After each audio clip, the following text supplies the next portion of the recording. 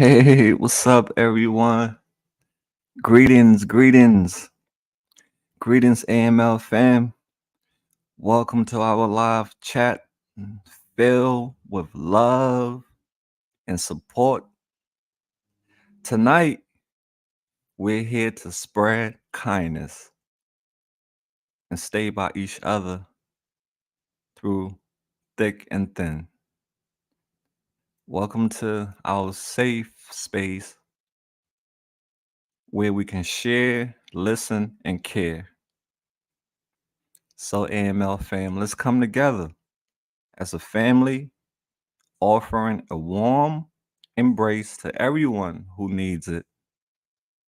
Whether you're seeking comfort or lending a helping hand, know that you're surrounded by people who genuinely care about you.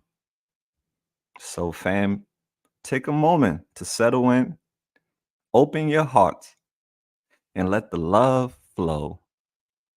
We're all here to uplift one another, remind ourselves that we're not alone, and create a positive environment where everyone's voice matters. So thank you for being a part of our incredible community. Let's make this chat a place of love, support, and unity. So with love and gratitude, from my heart to yours, thank you. Let me see who all in the house. Shout out to Jenny. Thank you for being up. I know it's midnight in your neck of the woods, so I appreciate you being here. And our pioneer, Mary Packer, the sweetheart from Wisconsin. How you doing, Mary? Hope you're having an amazing Sunday. Shout out to Randy Pearson in the house. Thank you so much for your time, Randy. I'm very grateful for you being here today. Shout out to Kathleen. Okay, before I go any further, let's do something real quick, all right? So we're on my Facebook right now. I just have to go down. Bear with me. I'm the scroller, taking you on a scroll. Dun dun dun dun dun. This now Facebook, but we are going to stop at certain stop. Okay. I post a lot, as you can see. But talking about Kathleen, before I move on, I have to, as you all know, me and her was supposed to do her update. So we are going to talk about that before we go any further. I'm looking for a picture, a particular picture. The scroller is scrolling. We're almost there. It can't be that far away. It should be popping up any minute. Any minute, guys. Okay, here we go. This is what I was looking for. Let me see if y'all can see it. Okay, so Kathleen had ordered this sofa set, and it was supposed to be delivered to her last week. But unfortunately, it couldn't fit in her place. The people who brought it said that it was they couldn't get it in. So as the result, they told her she had to order another one, a different kind called a puzzle. It breaks up, and that way they'll be able to bring it into her apartment. So she was discouraged, because she's been chilling on the floor watching her shows, and she was excited that she was getting her furniture. And when they came to deliver and they couldn't come upstairs, they told her she had to order a new one. So this is her new place. So that's why we couldn't do the update, because she's waiting to get her new furniture in.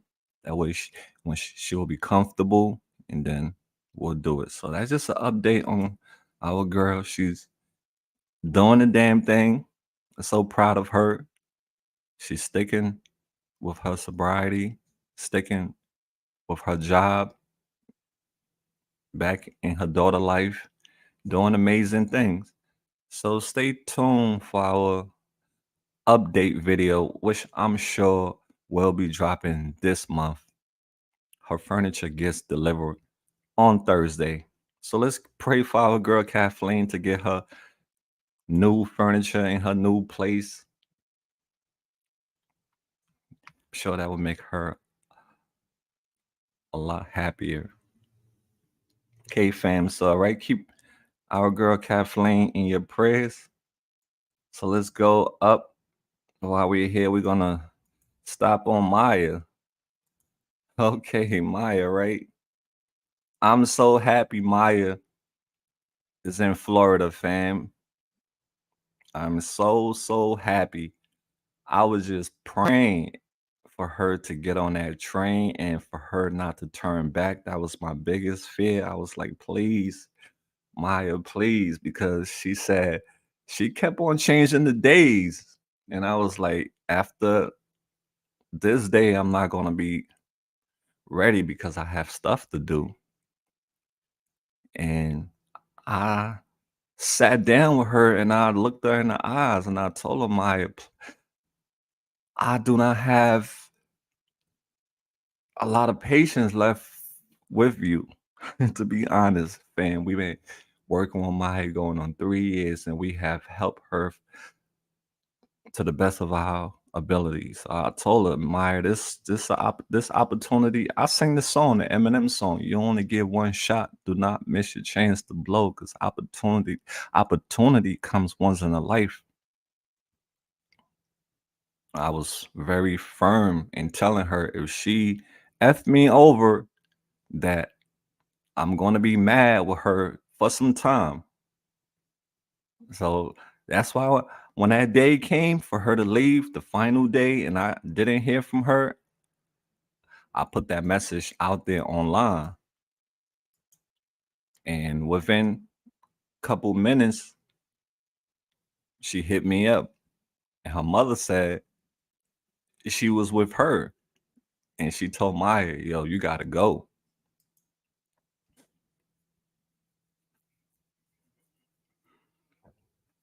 Excuse me. Yeah, she told Maya she gotta go.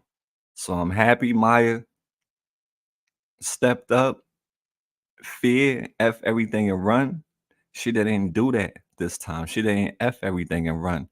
She faced everything, and now she is gonna rise because she's facing her fears. The hardest part was getting leaving Kensington. That was the hardest part for her, was leaving Kensington. And there's so many other people who are Maya in Kensington. But yeah, I talked to her mother. Her mother was very happy. She said, Mal, thank you so much for saving my daughter's life. I was like, we give God the glory, 'cause I don't like to take praises for anything, because it's God's work that I'm doing. So we give God the glory. So I told her we love Maya, and we're rooting for her as much as we're rooting for everyone else. But I'm glad she took this opportunity. And Maya's mother said in the future, when Maya settled down over there, she might go live over there with Maya. So Maya is inspiring her own mother. So let's continue to keep Maya in our prayer, that she stick with it, that she continue to rise in a new environment.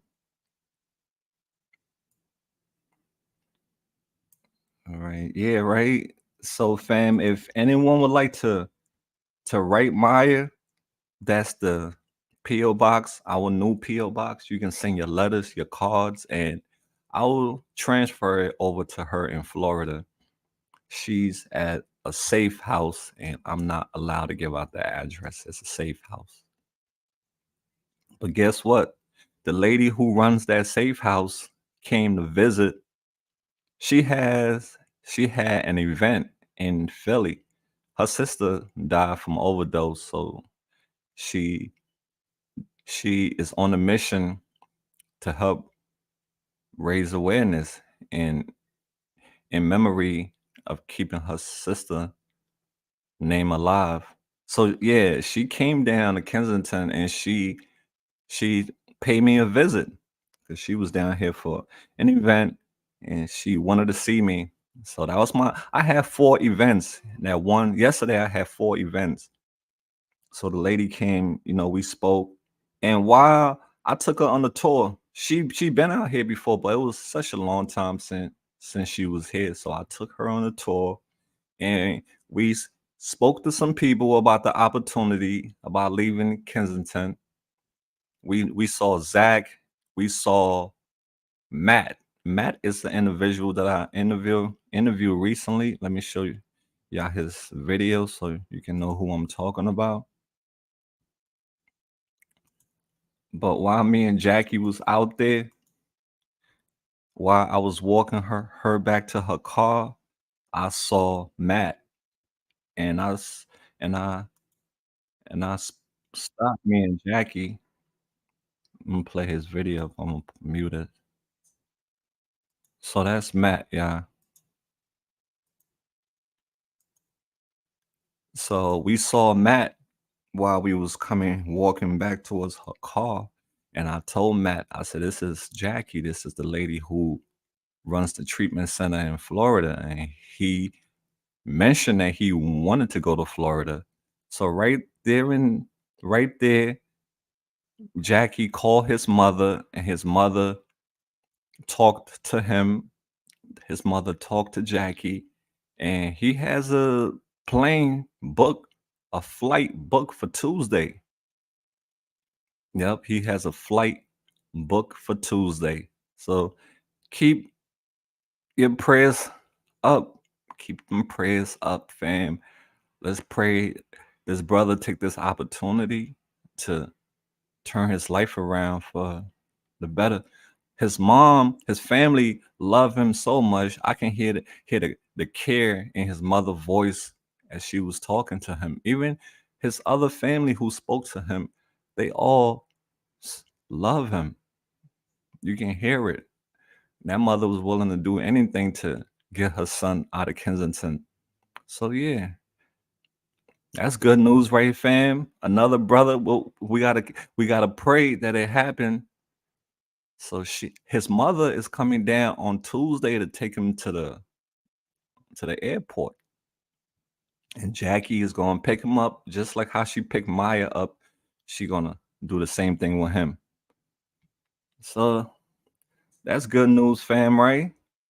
She came down and we saved another soul, and I just pray he gets on that flight because the hardest part is leaving Kensington. All right, so let me see who else I want to give a shout out to. Oh yeah, before I go any further,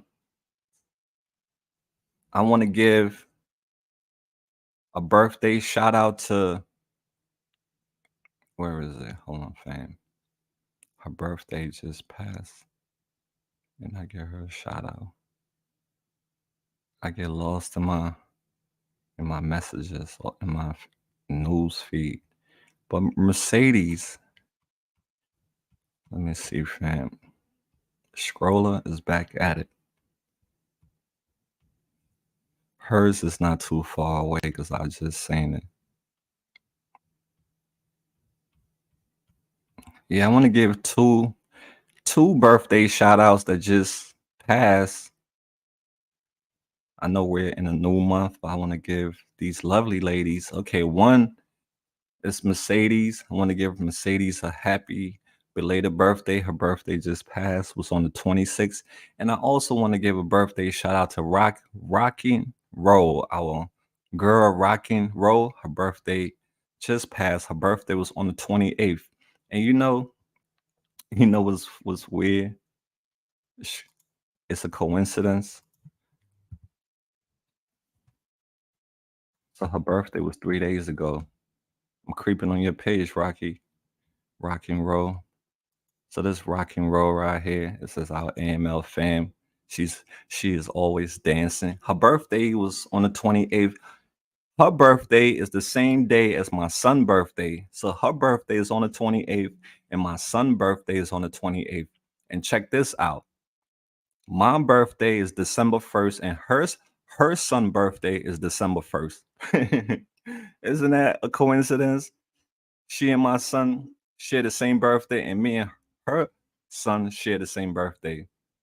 So shout out to the what sign would that be? Virgo. Shout out to the Virgo gang. So if your birthday just passed, happy birthday to you. All right, let's continue on. I just want to get these mentions out the way before I go any further. Oh yeah, let's continue. And then we're going to get into some other things once I get this out the way. But shout out to our birthday folks. Okay, 1 second, yeah. All right, I'm gonna go on my DM. Mal is gonna go on his DM. But yeah, I had an amazing time with our brother Daniel King in Kensington yesterday. It was a busy day for me, but he was my first meetup, and it was successful. I got to meet him and his family, and his brother is doing amazing things. I did a wonderful video.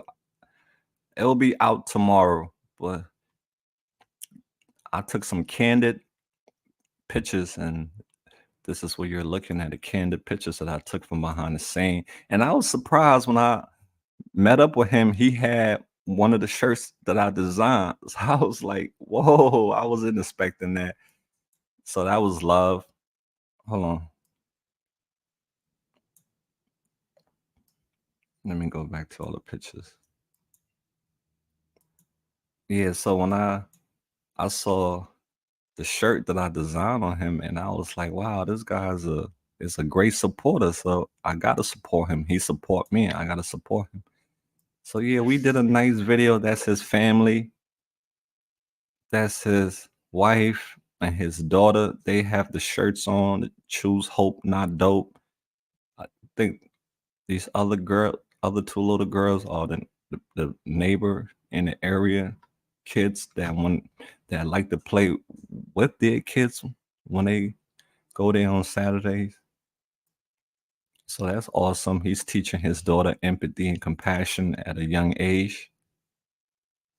And his brother's story is so powerful. Like I learned a lot of things just listening to him. I learned a lot of things that I didn't know, and it made a lot of sense.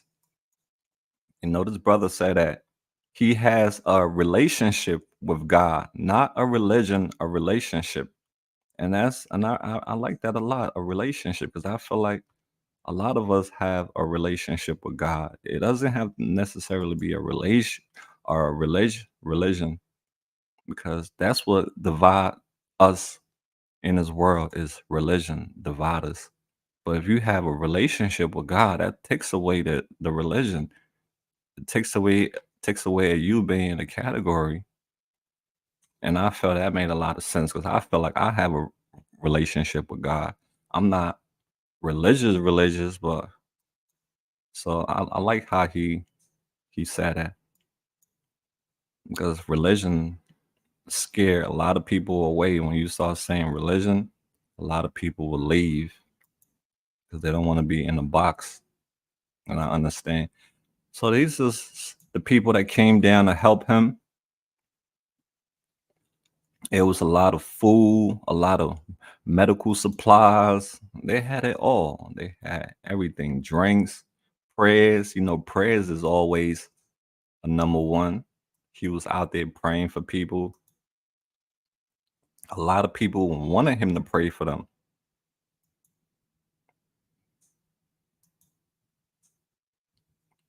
But yeah, fam, that's amazing, right? Shout out to Daniel King for definitely stepping up. Hey, what's up? I'm looking at all the people in the chat right now. I'm saying each and every one of you wonderful people. All right, so let's keep it moving. So shout out to Dan. Look out for his video dropping tomorrow. Let me keep it moving. Let me see what I'm on to. Okay, let's go to our guy. Let's go to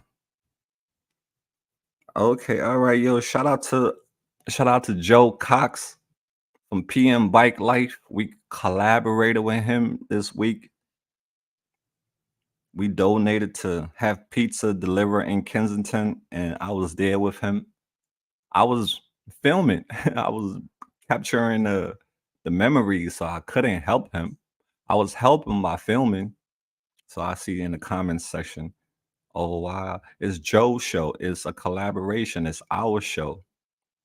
This is what he does, but we contributed to him delivering pizza and water in Kensington for that day. So that was a that was a nice collaboration with him. I saw him out there before, and that's what made me to reach out to him for us to do this together. And pizza went fast. 30, we had 30 boxes of pizza, and it went fast. So you can see the folks was eating up. So God bless the AML family, because without you all, I couldn't have done this. And we'll continue giving back. That's what we do. We give. That's what we do. We give. And I saw in the comment section that some people are upset because we give people pizza. Like, are you serious? You really think giving somebody pizza is gonna make them stay in Kensington? You think a pizza is gonna make a person stay in Kensington? Or clothes or food? You really think that's what make these people stay in Kensington? People stay in Kensington because of the drugs. If they take the drugs from Kensington, people are gonna follow the drugs. They're not gonna follow the clothes or the food. So when people come in the comment section talking about, oh, we're enabling people, we're the reason why people are comfortable in Kensington, put yourself in their shoes. You know about hunger? You know about hunger pain, how painful hunger is when you got them chills, them hunger chills, your stomach is in a knot. You know about that? Hunger is no joke. So yeah, it is heartless. One person said, I know this is being harsh, but don't give them food. Yeah, you are being harsh. You're being evil. That's what you're being. You're being evil. Talking about why we enabling. And it's not just I've seen a couple people leaving comments like that we're enabling people by giving people food. That's sad. And that's why the world is is the way it is now, because of people like that who think just by feeding people is a problem. What's the three most important thing in this world? Food, clothing, and shelter. Food, clothing, and shelter. People got to eat. Not everybody have money. People are suffering. Even poor people who are not even in addiction are suffering. They need food. So a lot of us out there, we need to change our perspective on how we view our fellow humankind. And it hurts me so bad when I see people leaving comments like that. Like we're part of the problem by feeding people. Like how heartless can you be? Everyone deserves food. Everyone deserve shelter. Everyone deserve clothes. Regardless of if you have an addiction or not. Regardless of your addiction, you deserve food, clothing, and shelter, regardless of what drugs you're on. That's just my perspective. That is how I look at things.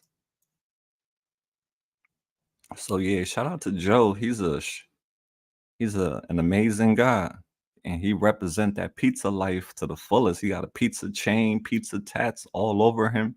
Everything is pizza with him.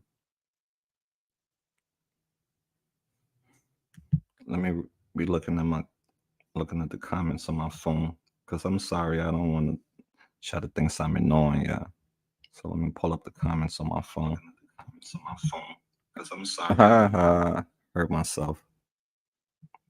Yeah, but fam, that's the situation we're faced with when when we do things like this. We're gonna have a bunch of people that's gonna be against us, saying we're part of the problem, as if they're part of the solution, right? They looking at us like we're part of the problem, as if they're part of the solution, and they're not part of the solution. They think the solution is being cold-hearted to people. They think that's going to make things better. That's going to make things worse. People already feel that way. So why are you going to escalate it? So this is what Joe said. He said, "Looks like a busy weekend of making smiles, giving out pizza and love.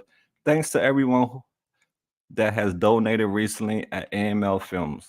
That's us. He gave us a shout out for donating, and we met up with him. So those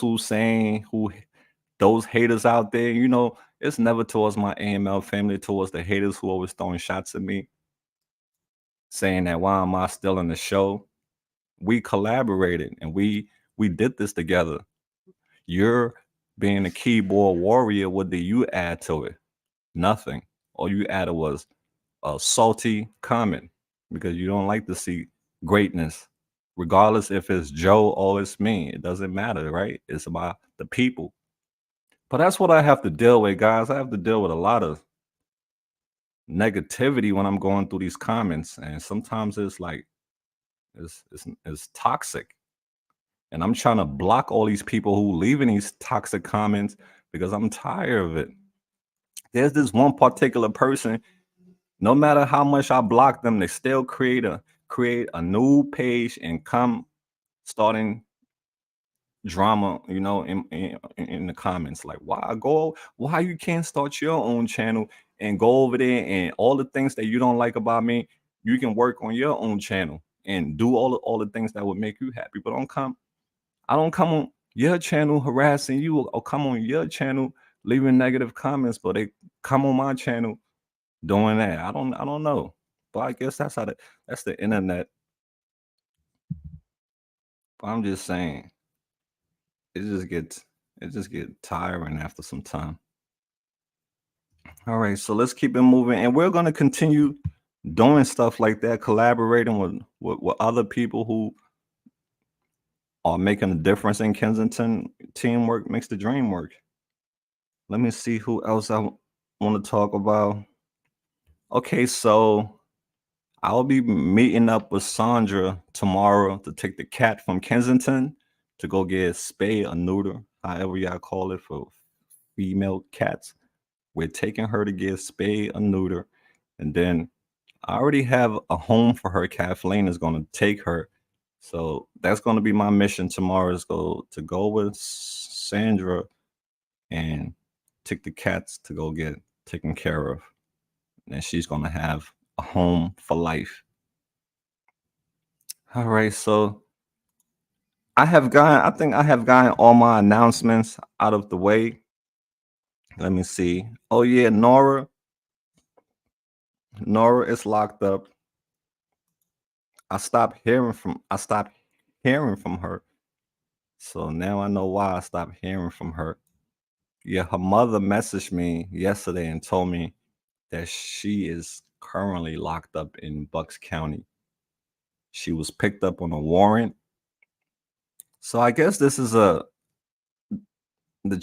opportunity for Nora to get herself together, because her next court date is not till December 20 something. So she's going to be sitting for a while. So while she's sitting, it'll give her a lot of time to think about what she want to do when she get out. It'll be a perfect time for her to think about that opportunity in Florida when she gets out, for her to go right over there, because staying in Philly is not a good idea for her. A lot of people cannot stay sober in Philadelphia. That's just the plain fact. A lot of people cannot stay sober in the same environment where they get high at. Not everyone is strong enough to do that. Some people have to leave, they have to uproot themselves and go plant themselves somewhere else to grow better. I had to uproot myself from New York and planted myself in Philadelphia, and I grew in Philadelphia. I left my comfort zone, which was New York, Harlem. I never thought I was going to be able to live in a whole new environment, especially Philadelphia. I was like, how am I going to make it? I'm used to the fast life. I'm used to everything being fast. Philly was slow for me. But when I came down and I settled, I like things that are slow, because it makes me think, it makes me observe. I see better. I take in things better. My comprehension become better because everything is not moving fast. And I'm glad I left New York, because if I wasn't going to leave New York, this was not going to be the AML family was not going to be. So sometimes it's good to change your environment, to get out of your comfort zone, to grow. And that's the same thing I'm telling Amber. I'm like, you have been in all these other rehabs in Pennsylvania and you end up coming back to Kensington. Why don't you leave the environment of people, places, and things and see, give it a try in a whole new setting? That's just my take on it, fam. Some of us have to leave a place in order for us to grow in another place. Thank you so much, Tasha. Am I right or wrong, fam? I be seeing the comments, people saying, "Oh, Amber should stay. It's bad in Florida." All, but what you think is not bad in Kensington where she's at? It's a whole lot worse where she's at, because it's in her comfort zone. Thanks, thanks, amateur mom. That's just my take on it. I think some of us have to uproot from where we are comfortable and plant our roots somewhere else new for us to grow. A lot of it's not gonna happen for everyone, but why don't you try? It's right. It's better to try and fail than to fail and not try. And I believe these people who are in Kensington, they would do amazing if they leave Kensington, because they have tried to get clean and it didn't work, because they end up running back because everything was so close to them. Let me see. They said relocation doesn't work because you always take you with you. I understand that you always take you with you, right? But wouldn't it be much easier when you if you take you with you in a new environment where you don't know nobody, where it's not so easy for you to get on a train or get in an Uber, right? You take you with you everywhere, but if you take you with you and you don't have connections, it's a whole lot better. That's just my take. Because if I go in a if I'm comfortable in this environment and I know where everything is at, even if I'm 2 hours away, I know I can hop on a train or hop on a bus or whatever and come down. But if I'm alone, hours and hours away in a new environment, it's not going to be so easy. It's going to be a challenge. So yeah, you take you with you everywhere, but sometimes when you take you with you, it's not so easy to access certain things that you was accessing easily before. So let's just motivate people who can get it right in Kensington, right? Let's motivate those people who cannot get it right in Kensington for them to try somewhere else. At least let them go try, and God forbid if they fail, at least they tried. Then we'll have to look for other solutions now to find out what's going on. If it's yeah, exactly. So let me see. Okay, fam. I think I have gotten that out the way. So let's let's talk about I received a message and I'm not sure if she's in the comments right now, but I'm going to go to her message that she sent me and it was a collaboration. Excuse me, yeah, let me drink some water.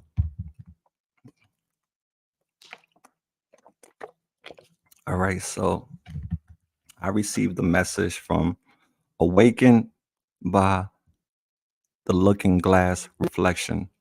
She said, "Hey Mal, this is Awakened by the Looking Glass Reflection on YouTube." Hold on, yeah.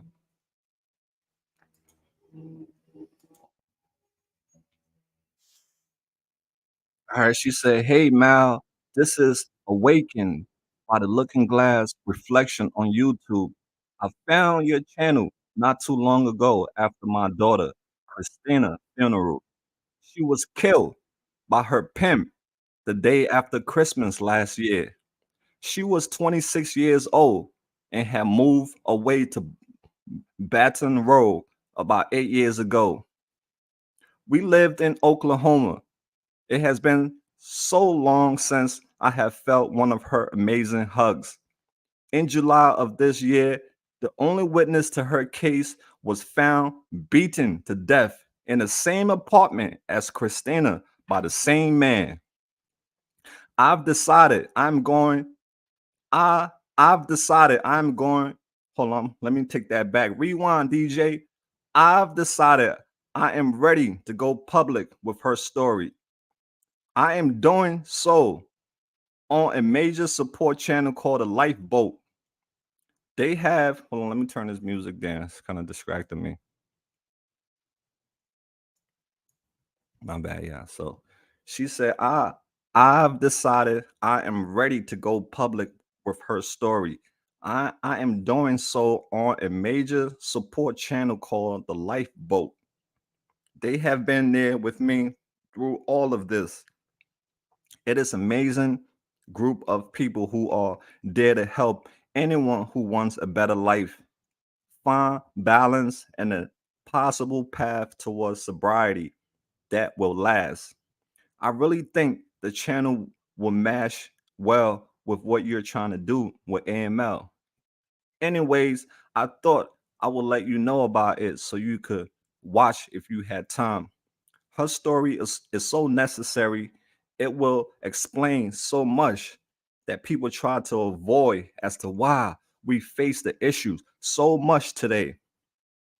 Here is a semi explanation. I wrote this last week to Tommy, the captain of the boat.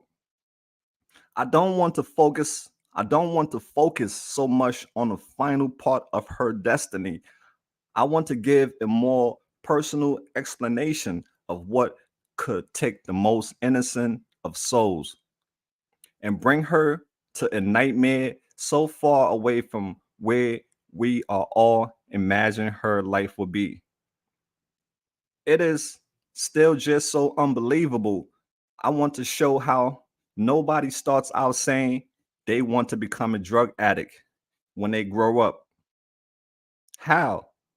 Being the one stable point in a family of a recovering single mother who left her abusive, alcoholic, drug control father and had nobody to lean on, created such pleasure.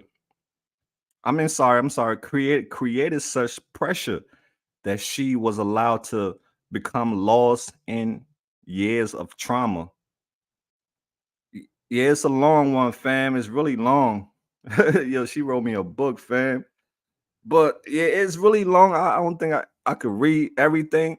But if she's here tonight, I would love for her to come on and talk about this because this is your story, dear. Me reading it, it takes away from it. Then will you come in here and you know talking about it yourself? So are you around, dear? If not, I'll go check. I'll go into my hold on, yeah. All right. I have to go look for the video. Cause she did do a talk about the story on another channel. But the reason why I don't like playing videos from other channel, because then I get hit with copyright from YouTube when I play other content creator stuff.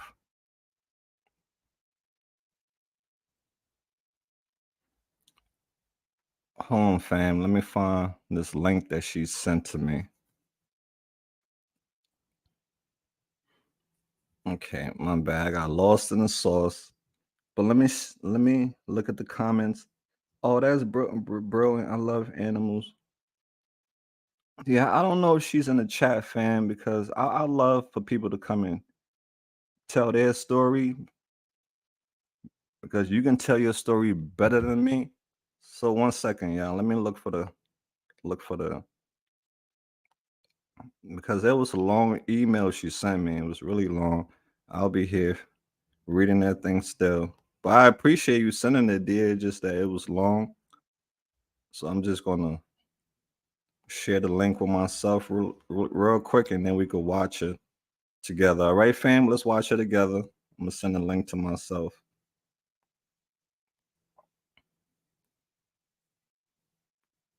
Hope everyone's having an amazing day. Hope your weekend was fantastic.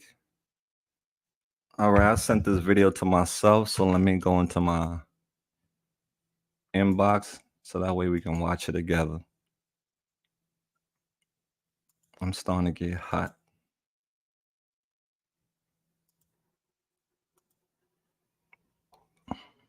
Okay.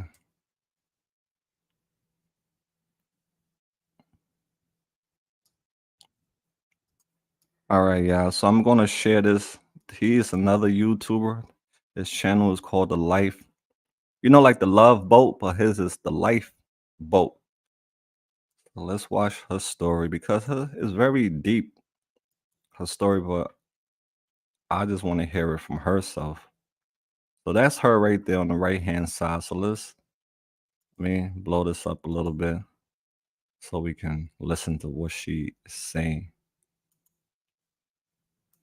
All right, fam. Probably a year or more since that night. And let's take that back so we can understand things. Number one, the lighting is not a mistake, right? This is not. This is by design. This is heavy, people. This is really going to be a. This is going to be heavy, and I know because I've been intimately involved in this for a long time now, since we first met. Like on the I think the opening night, we spent hours and hours on the phone talking about this, and it's been probably a year or more since that night. And I think that she needed to get prepared. So there's no mistake there. That lighting is the way it is. Quick couple of shout outs before we get underway. Karen Oakes. Karen, congratulations. So proud of you. Karen sent me an email and is beating opiates, and it's just a beautiful thing. Doesn't mention it much in the live chat, but I wanted to shout out that super proud of Karen. That's good stuff. This, people, is the new backup squirrel. This was sent to me by our SPTV tattoo warrior, along with Epic. some really cool shirts that say "I'm on the lifeboat" with the symbol that she has tattooed on her perfectly on there. Epic. So thank you so much. Yeah, it really is epic. And you know what? I'll be really honest. I was kind of just dragging my feet because I know that in the first 3 minutes of this, that's when we're gonna see about 40% of this audience show up. Right? Usually happens in the first 3 minutes. So I do want to get this thing rolling. I don't want too many people to to straggle. It would be great to have everybody here at once. We do have a pretty good start. The best way to do this is, these are never easy. So what I want to do, Misha, is I want you to be able to open up and talk to us as much as possible.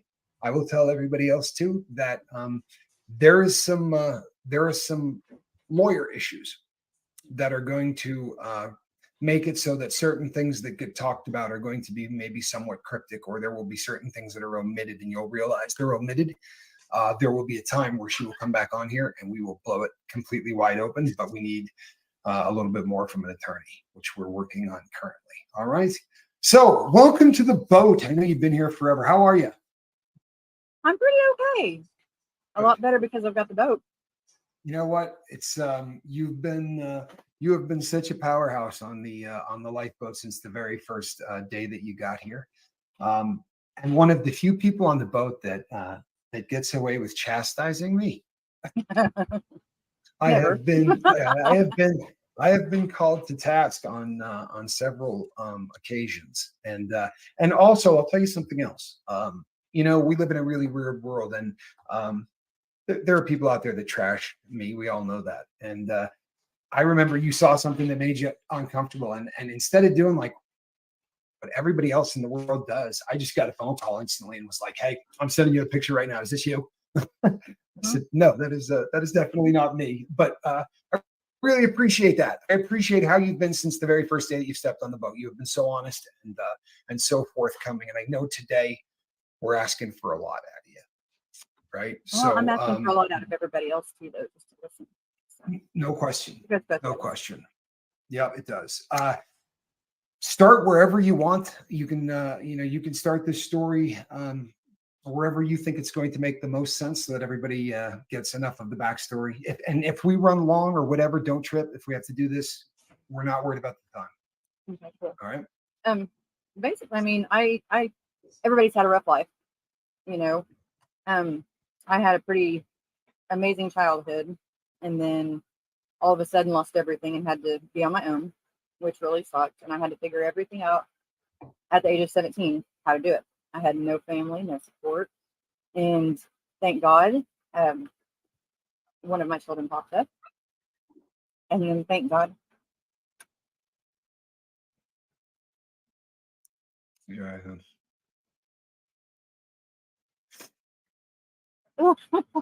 thought I could do this without anything in here. I'm not starting. You know what? You're good. It was me and my girls forever, and we had a really rough time. But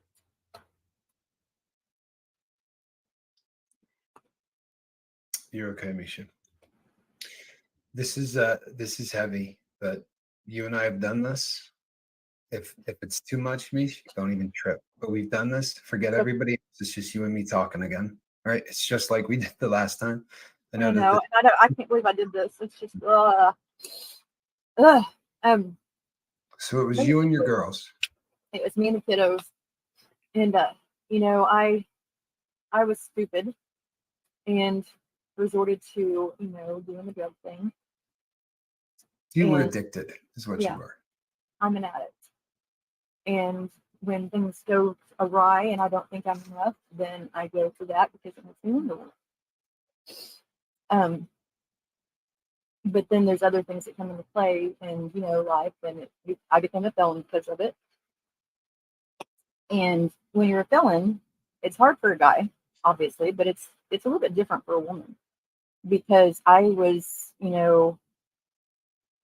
secretarial in business and things like that. And when you become a felon, you become so much less that. They don't want to have you because you're looked down upon. Yep. And every time that I was able to get my way into a job, I could flourish. I'm a go-getter. I'm an overachiever in everything I do.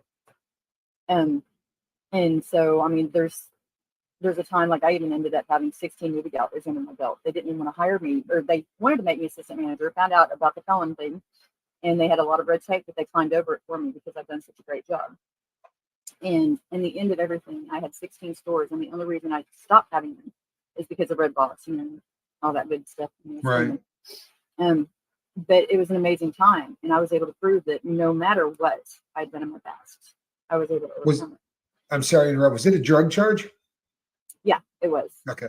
And I will just interject that one of the other things that happens with women ex-cons as opposed to men, if you look at the number of incarcerated men per 100,000 who become felons, and you compare it to women, because there are so many less ex-con women, statistically, they really do get beat up. Like there's been books written about this, and it's so much worse for women than it is for men, and I can vouch that it sucks for guys.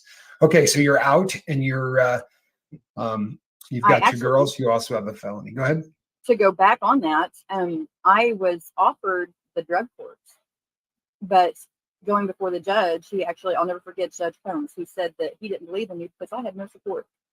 He literally told me that because I had no support system, that he didn't think I could do it, so he was just going to miss it all and just make me a felon. Wow.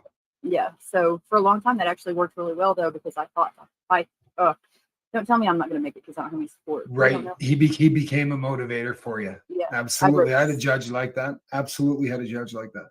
Yeah, I've written. Yeah, I failed drug court. I didn't make it. I had a shot at drug court, and I think I made it 21 days before I was kicked out of drug court. But you've got your girls, and you're a felon. So take us up from pick up from there. Went to college, loved taking them with me to school because they could see the collegiate life and how things could be. We were pretty cool.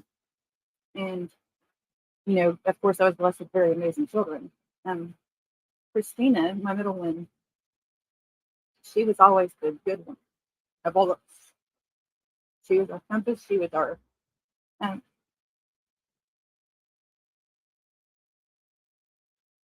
she was the, she always got the rotten end of the deal. And that's, the hardest part of all this is the fact that, when everything went wrong, it was always Christina was the one that said to pick things up for us. So life keeps going. When she was 5 years old for her birthday, because every time it was a birthday, something would go wrong. And I had planned for weeks. And we were going to go to this little tea house. And that's all she wanted for her birthday was go to a tea house and just have tea and dress up and play, make believe. And we were driving there and my car broke down. And this is before cell phones because I'm old.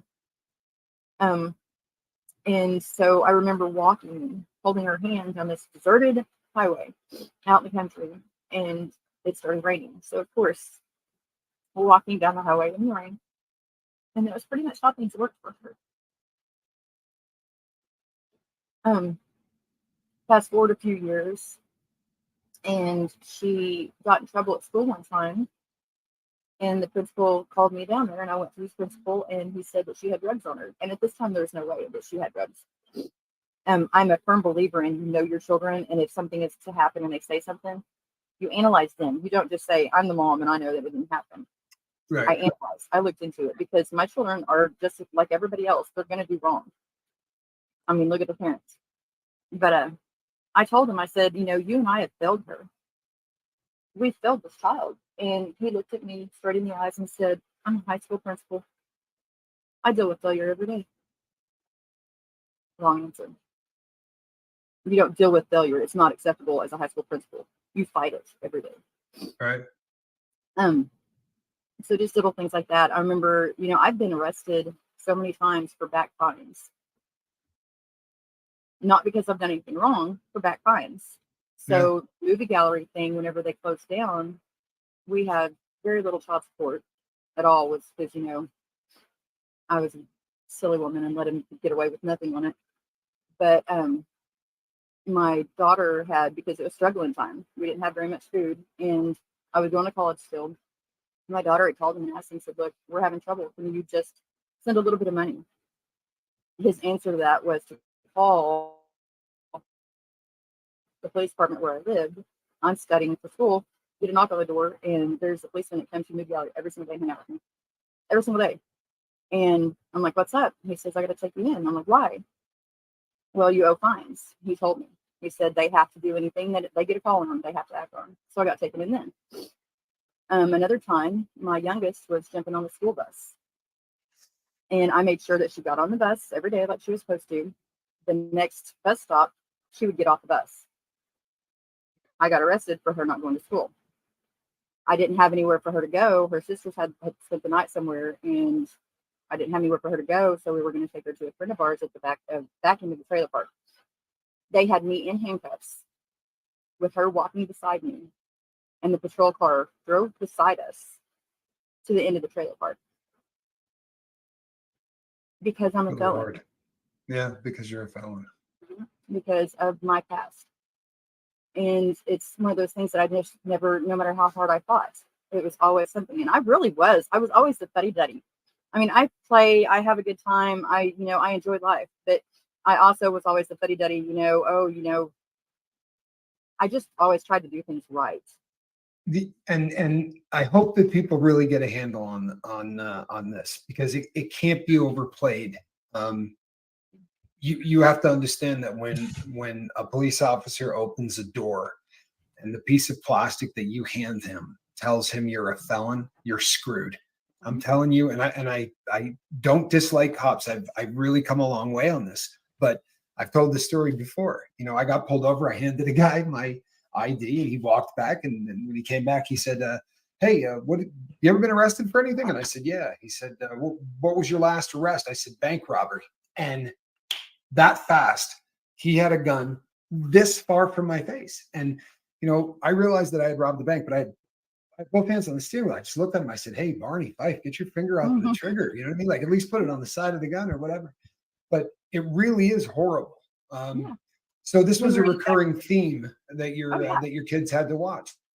And I mean, for instance, it was about 5 years ago, I got arrested again because of back fines. 20 years old. 20 years old.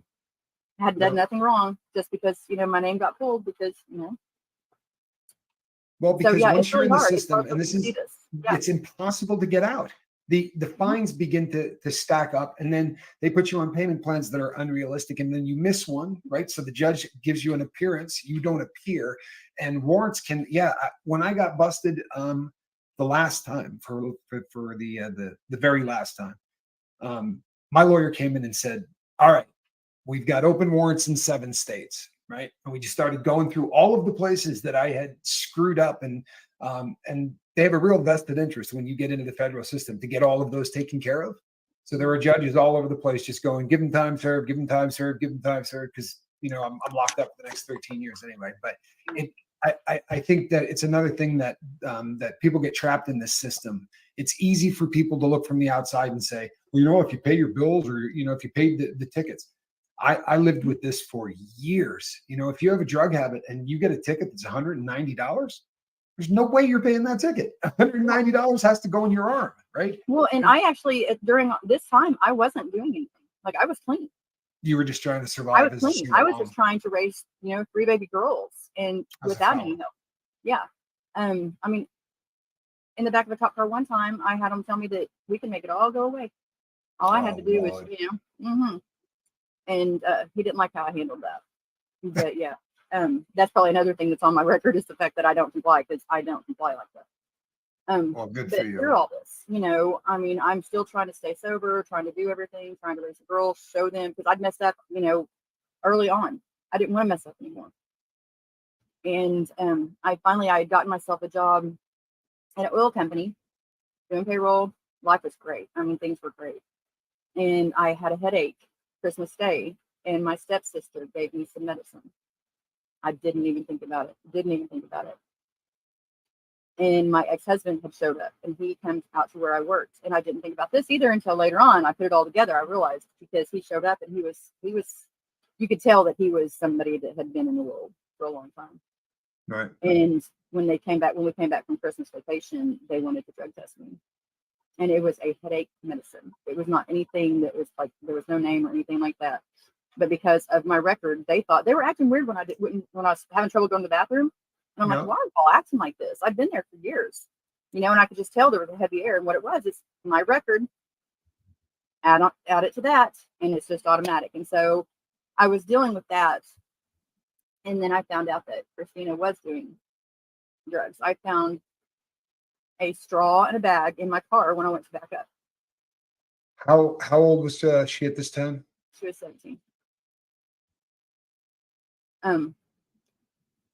And that was like such a mind-blowing thing, because how does an addict mother, how does she stop her daughter from, you know, it was really, really just hard. And and it was methamphetamine, correct? Mm-hmm. Crystal meth. Okay. Yeah. I pretty much just lost it.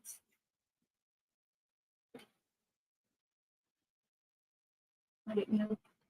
I was barely holding on to my sobriety. And everywhere I turned, there was always somebody looking down at me for being somebody that I wasn't anymore.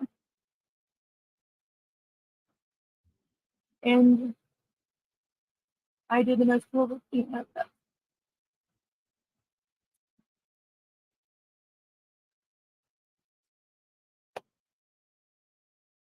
You did what we do.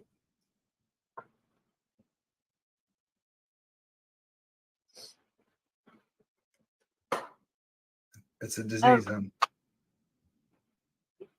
So that's what happened. That's what, you know, I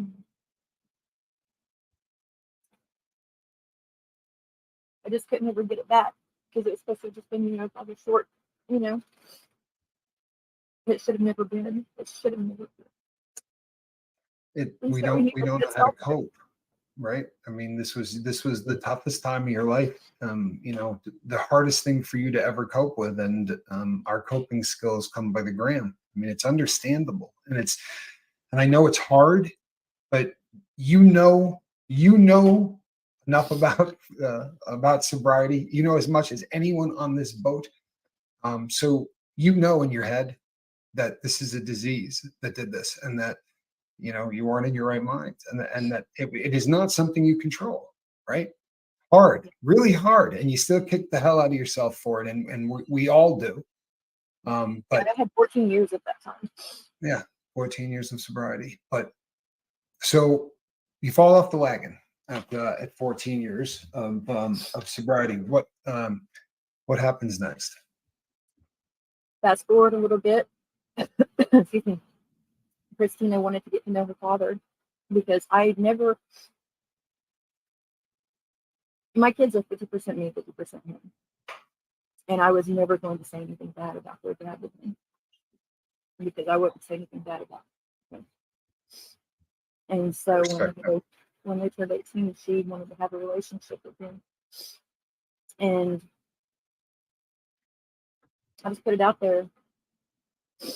He was such a good dad, he decided to teach her the world. I abandoned her to the world, and he taught her. And she didn't know how to handle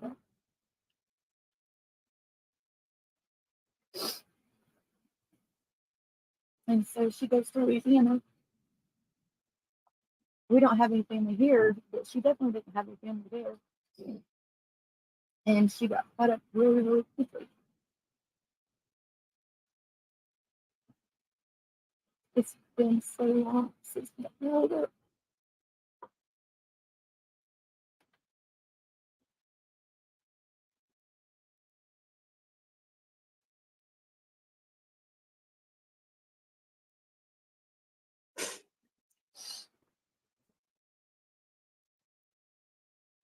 Sorry, Misha.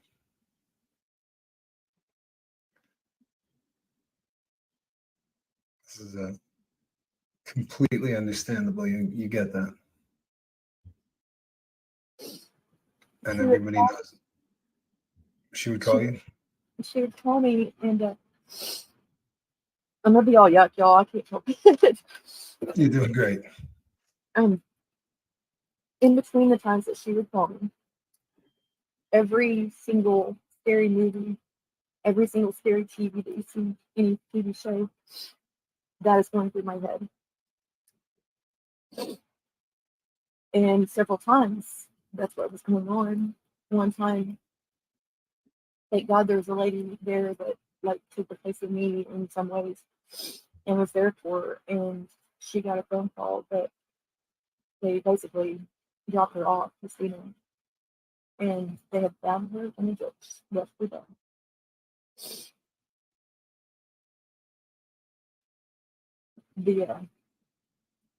The man at the hotel had kicked him out and he said that it looked like we'd never seen like a movie because there was so much everywhere.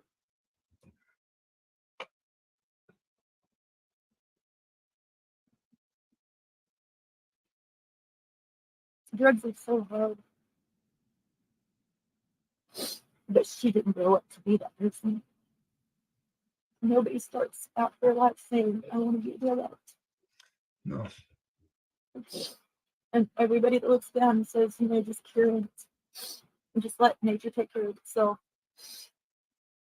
How many times do you stop and look at that person first and say, what could have caused that?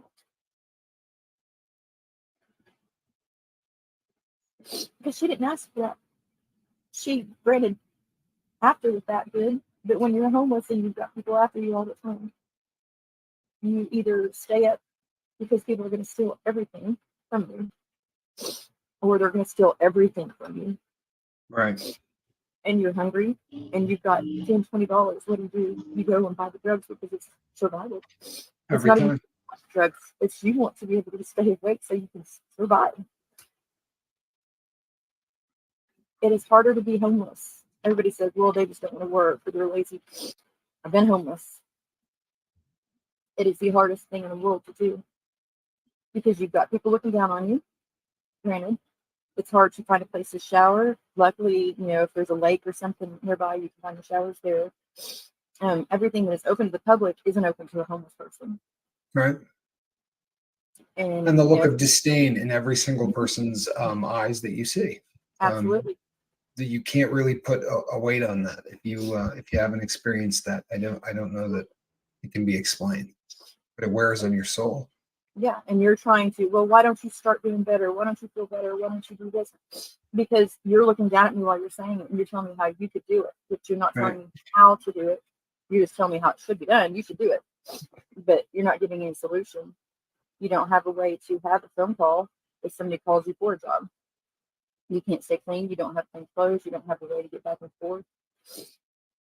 She was doing rehab once, and this is the reason she always would tell me that, I'm like, baby, we got to figure something out. We got to get you home. We got to get you in rehab. We got to do something. Mama, I tried the rehab. She went to rehab and didn't have a way to call anybody. And she had a job, either an interview or a job. And nobody would pick her up. She had a curfew that she had to make it home to the rehab by, and she couldn't make it, and they kicked her out. The rehab was supposed to have been picking for her. She walked to rehab. On the way there, obviously, there was somebody there that had something for her. I don't blame her. No. I don't. And she still, everything was so sweet. She asked me for money twice. I've like 8 years. She asked me for money twice. She still talked about God. She still knew that God had a plan for her. And I used to tell her, baby, the testimony, it's going to save lives. We thought it was going to be sharing the testimony.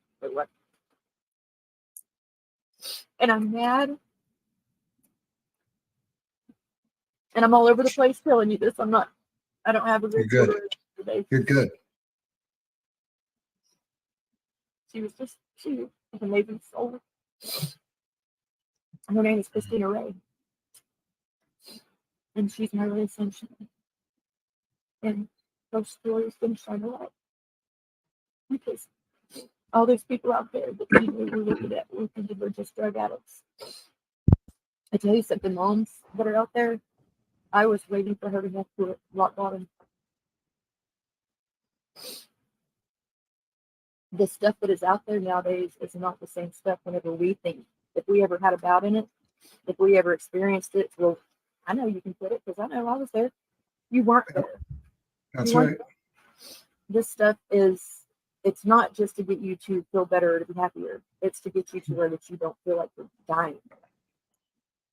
It does stuff. I mean, you've seen the videos where people have their arms just decaying. Yeah. If your arm was decaying like that, if you were losing it, would you continue to do it?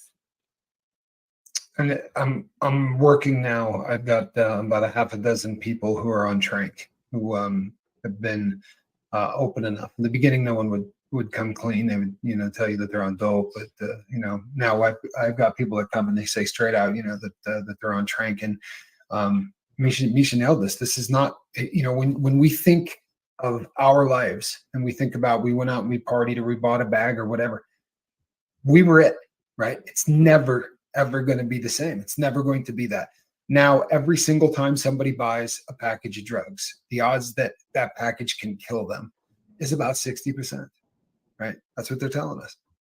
So, and people know this, yet they're still willing to take it because it's that big of a draw. It's that big of a thing. Now, I will interject. There is, and I need to get those links back up on Life Coach. There are tests now that are free that you can test your stuff before you do it. I don't know what would happen if you tested it and it showed up positive. Chances are they're probably still going to do it because the I've got one here actually.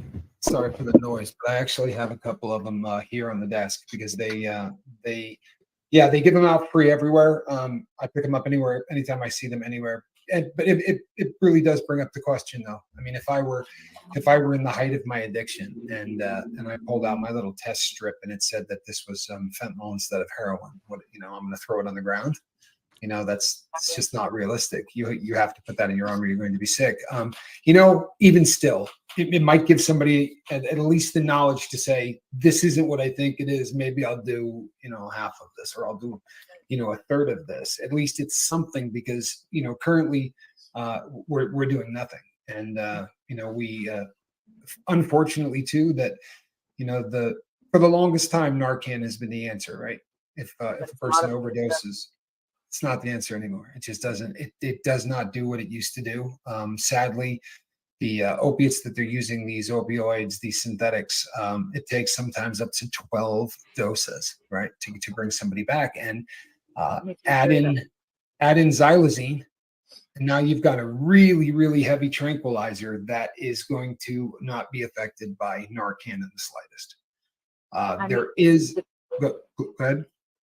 You see the people in the videos and you see them literally bowing out. And that it scares me so bad because do they think that it's going to be something that treats them differently? What is it? It's got to be so strong of a pull. It is honestly the exact same thing that it has been since man fermented the first grape. This is the ability to take things away, right? Drugs and in any versions, alcohol, whatever, it gives you nothing, right? It takes away. It takes away pain. It takes away anxiety. It takes away inhibitions, right? Lets you go to the party and be the dancer that just doesn't care, right? But it gives you nothing. And the longer that you go back to the well and continue to take this, to make you whole, right? For me, it made me feel like I wasn't a loser, and I had to do that every day in order to keep that going. But the pull isn't the drug. The drug is so damn strong now that it's so much harder to get them away. But the pull is just the fact that we're so uncomfortable in our own skin, and the world does that to us. Sadly, the world does that to everybody. That is exactly it. That's it right there. And the thing that also angers me is, as a parent, how we can look down at these children and say, you've got to do this. I did it. I'm not gonna lie, I did it. You're gonna have to get off this stuff. You're gonna have to wait for rock bottom, let it hit. How are we not getting more angry at the fact that instead of looking down on these children, getting more angry at the fact that this is not just an addiction anymore? There is so much more at play, and we're just leaving our heads in the sand. We're not educating ourselves at it. We're just walk by it. We can't walk by it. If we love our children, even if they've never touched it, we have to educate ourselves. We have to look at what this is and be more compassionate. because the anger and the putting somebody down and just ignoring it's not doing anything to make me worse. No, it does absolutely no good, and it's we're in such an area as parents that or grandparents or uncles or aunts or whatever. Um, it's it really is the first time that if you do not take time to talk to your kids about this stuff, there is an excellent chance you're going to bury them. And it is the most frightening thing. And I don't enjoy saying it. I've made videos where that's really all I say. It was on a short. And I remember reaching out to you before I did it, because I thought to myself, this is just, it needs to be said. You know what I mean? If you're not jumping into this right now, if you're not in this fight, the war goes on without you, I promise you. And it's just going to continue to kill people. And we have to choose a side. This is the face of fentanyl, right? When you hear that 350 people a day are dying of this, that just sounds like a number, right? When you were talking and you were really struggling, the comment section there was not one person that wasn't writing, please tell her that I'm giving her a hug and that we love her and that we're here for her. And you know what? It's amazing. And it's an amazing group of people here. It really is. I love the boat. I do too. I wouldn't have been able to do this at all. I'm super impressed that you came on. This took a lot of courage. A huge shout out to Quiet Girl, who has risen above and beyond. She works very much like a personal assistant to me, and I am not an organized individual, and I'm probably honestly one of the most difficult people in the entire world to do things with, because my brain works in a very unusual way, and she's just patient and lovely. She made this happen, and she's done so much to help so many people that are struggling. And Misha, the ripples from this are going to go out forever. People, there is more to this case that sadly we are hamstrung in the ability to talk about. But what I think is fair to say is that there are some very serious questions to exactly how the last of her life was, and there's reason to believe that the people whose job it is to determine that haven't really done a very good job of it. Did I do all right? We're not pushing. Amazing. We're not pushing too hard. I think that's about what we can get away with. I want to touch a little bit on a few things just because I think it's necessary. When she would call, I was okay for that time when I was talking to her. Other than that, my life is a living hell. And it got very easy for me to put off things, the importance of what was being said, because I heard it and then lived through it, and then I heard it and then I lived through it, and heard it and lived through it. As a mother, we have to listen. And there's so many people that get on and say, how can I do this if it's ruining my life? How can should I just let it go? Should I just walk away? My daughter told me pretty much what was going to happen without telling me, and I should have, as a mother, caught on to it.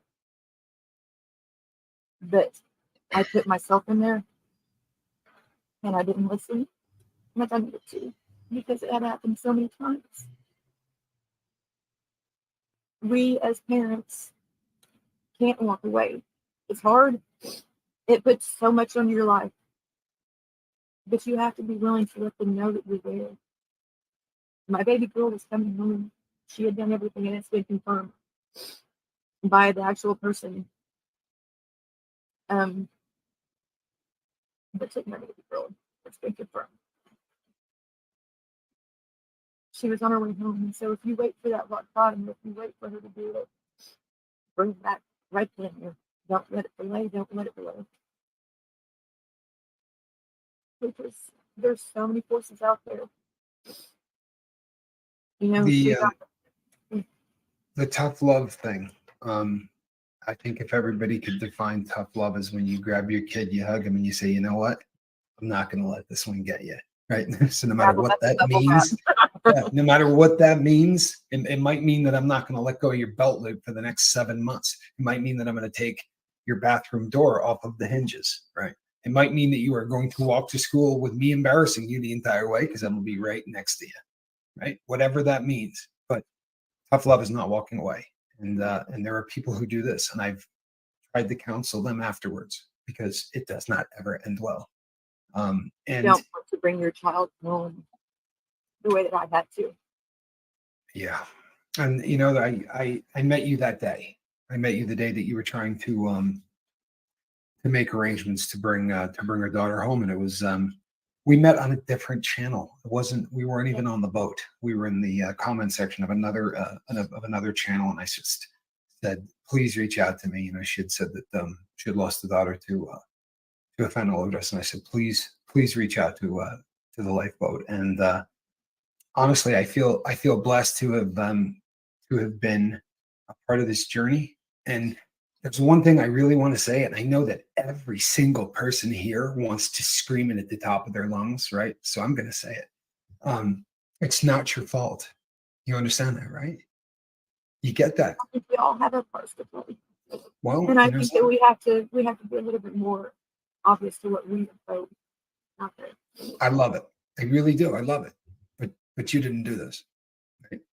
You didn't. And you can spend the rest of your life kicking the ever-loving crap out of yourself for this. I think this is a huge step. Crap out of everybody that is responsible that's not doing their job.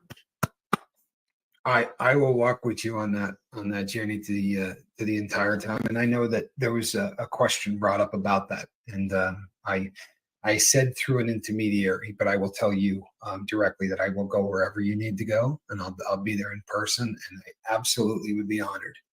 And I told her that today, but make no mistake, I'm gonna ride this one out with you to the very end of it. This is the hardest thing in the entire world for any parent, right? There's no way to make anybody understand. I don't. I promise you, I don't. Thank God. Thank God. Yeah, thank God. But I'll tell you something. I probably have talked to more parents who have lost kids to drugs than the average person. And what you all go through is so identical in every situation. The cycle of how it works it's always the same. But I think that this is such a huge thing today for you to come and do this and for you to put this out to the world. Number one, it's going to do good. You're going to scare the crap out of some moms today, and you know that's exactly what needs to happen. It needs to be, right? Yeah, we can't worry about ourselves yet. Just because our children turn 18 doesn't mean we're done with the parent. Yeah, it's never done. It's more scary now for me whenever they are over 18 because I can't keep them under my roof. It's so much harder a job because they get to be their own people. You just have to hope that you raise them well enough. But even if you did, even if they were outstanding citizens, life is still hard. You have to give your everything. If you're going to be a parent, give your everything. You have to eat up there, over there. But yeah, there's so much more that I want to say, and I can't right now. You know what? It's all good. It really is. It's all good. And again, very, very impressed that you've been able to come out and do this. And you know what, people, you do. We can't scare people enough on this. We can't. This is, and I'm sorry to turn this into this, but before anybody judges me, Misha and I have very long conversations about this. This is really an attack.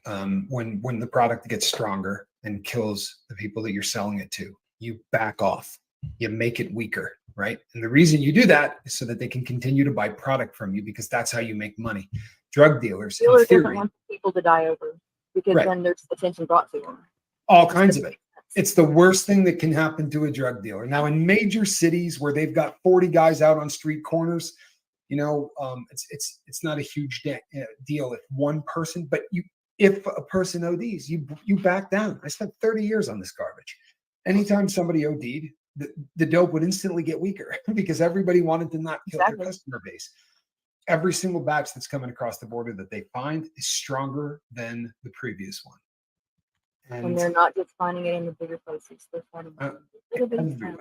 everywhere. The little town that I grew up in, right, which had never when I went to college there in the 80s, they had never had a heroin bust in the state.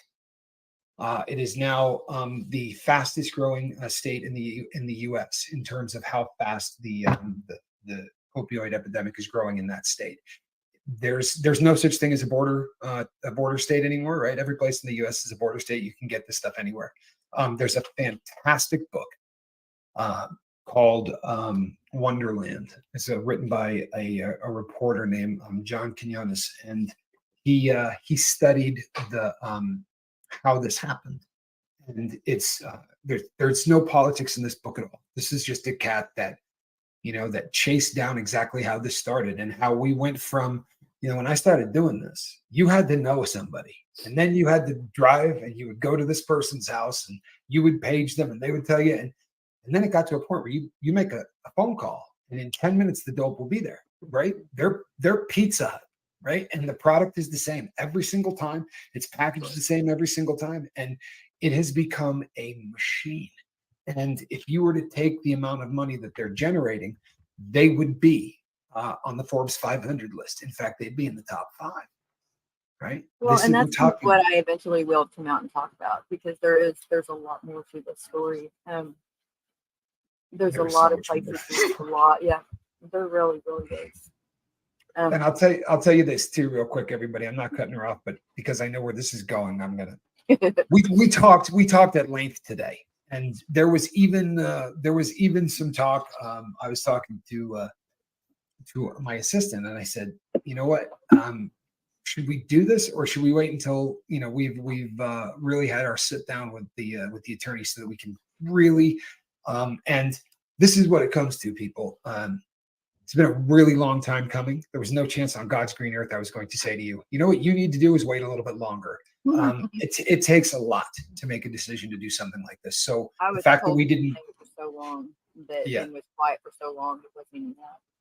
Yeah. I mean, people got we'll be back. We'll be back after we meet with the attorney, because no, I'm not talking about that one, Amy. It's this Wonderland is a completely different book. It is, but I've read the other one that you're talking about. It's a different one. No, this says this is just a story on how a small town called Navarrete in southern Mexico that had a population of about 500 or 600 people turned the entire United States into a drug playground. I mean, it literally happened that fast, and it was over like that. Before we even really knew what was going on, it was almost all over. And the product continues to get stronger, and there's more of it, and it continues to get cheaper. I mean, if you look at this from, just we're drug users, right? We spent our entire life in the drug game, and you just look at this stuff and go, let me get this straight. You're making it stronger, and you're cutting the price, right? You double in the strength, you're cutting the price. Oh yeah, that happens all the time, right? This has been going on my entire life. Business you go to, that happens, yeah. Our children are being farmed. They're being used as farms. Absolutely, they are. These aren't drugs anymore. These are chemical weapons, and it's exactly what's happening with them. Make no mistake. Just look at this as straight business. Forget politics of any kind. Forget anything that you can tie any emotion to at all.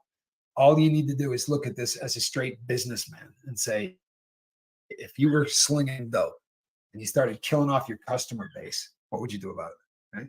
Because there's no one in the world that says make it stronger, right? Unless it's a chemical weapon. And the fact that, their answer to Narcan, because the United States of America finally said, tell you what, no prescription for Narcan. Duh. Right? That should have happened 10 years ago. That, Narcan, no one was getting high on Narcan. There was no reason whatsoever to be controlling Narcan, but they did. And right at the time that the United States said, we're going to allow anybody to get Narcan anywhere, trank dope started to really make its inroads. And, this is definitely not what it looks like. And I'm looking forward to coming back on here with you when we can straight blow this out. I think this story is so much scarier than you guys can possibly imagine. It really is. But I promise you, this is just the beginning. But unfortunately, we weren't able to talk to an attorney beforehand, and it takes something to come on here and talk about a drug habit. It takes something to come on here and talk about losing a child. I certainly could not postpone this thing. I love you. I really do. So much aside from just being a crew member of the boat or whatever. I mean, I love everybody on the lifeboat. I really do. But you and I have spent plenty of time talking with one another, and I think from day one, you know what I mean. Like we kind of assisted and brothered this thing from Jump Street. We linked up at a very, very unique time, I think, in your life, and I was happy as hell that the boat was there when it was. So. Yeah, you're pretty much stuck with me. yeah. There's no doubt about that. And I've joked about this with other people, you know, where they say, you know, where do you see yourself 15 years down the road? And I'm like, there's like 5 people that I can name off the top of my head that there's absolutely no way I can stop doing this. They'll just come get me. You know what I mean? Like, and you're definitely high on that list. And I'll tell you, you have access probably that other people don't. But it's because, you know, again, how we met and people, I bet, am I exaggerating? I think we probably went about 5 hours. Like we had a really long phone call. It was that phone call. There's been more. yeah, exactly. There's been many like it, but the first night we were on there for about 5 hours, and I think the both of us probably spent about 2 of them crying. But it's I think you need a new perception. Could be. I'm not sure what that. Yeah, all this is on purpose. This is yes. I kind of. Yeah, we talked about this. We talked about this in the beginning. We even talked about there was a large floppy hat discussed. There were some other things. Several, actually. Several, right? Here's the deal. What we wanted was to do everything within our power to make sure that this is something that you are as comfortable as possible in.